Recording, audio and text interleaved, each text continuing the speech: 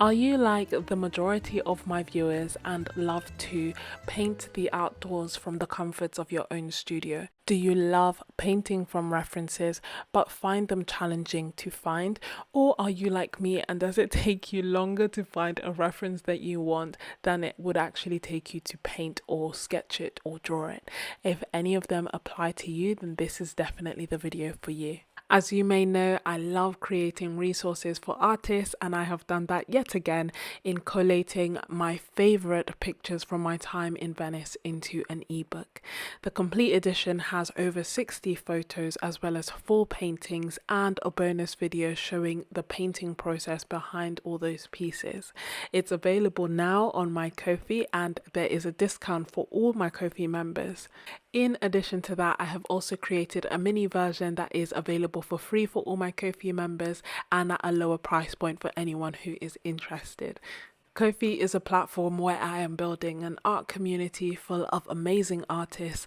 On there, I share monthly exclusive videos as well as extra resources, art challenges, and so much more. So definitely check that out, whether it be that you want to join as a member or you want to support the channel with a single donation. Every single little bit definitely helps, so thank you in advance. In addition to my ebook, which was full of reference photos that I absolutely loved, the materials I used were a moleskin watercolor sketchbook as well as a simple HB pencil to do my outlines, which I then went over with a biro or a big waterproof pen. And then I also used my Winsor & Newton gouache and I stored it in my Stay Wet palette.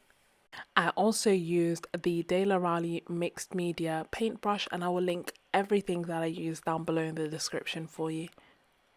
I haven't come to a point yet where I can say that I have only one way of painting, but I can definitely see a main way of doing so. And that starts off by doing a rough outline in a HB pencil so that I can figure out things like perspective and where I want to place certain things and what details I want to add and omit. Following that, I will then go in and paint the big block colors that I am seeing.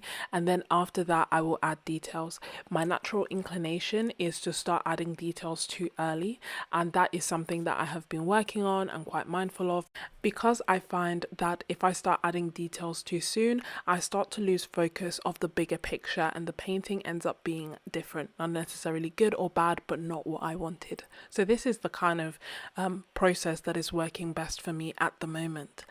One of the things that I wanted to touch on as well, and one of the reasons that I put together this kind of reference pack or ebook, if you like, is that it honestly takes me longer to find a reference photo than it does take me to paint. And that is definitely something that I want to stop. And the way that I have kind of started getting over that is by putting together packs like this, packs that have photos that I truly find inspiring to look at. I can open it up and I can paint any of them without spending hours trying to figure out the perfect reference photo. Each photo calls out to me for different reasons, and each photo has different elements, whether it be lights and shadows or perspective, that I find very interesting and very intriguing. As well as the ebook, I also have folders on my desktop and folders on my phone, so if I do find something inspiring, I end up saving it there as my inspiration folder or come back to folder for whenever I feel like the inspiration bucket needs some filling. Whether you're using my ebook or painting from your own wonderful references, there are some things that I wanted to share that really helped me in being able to paint from photos. One of those things is the power of cropping.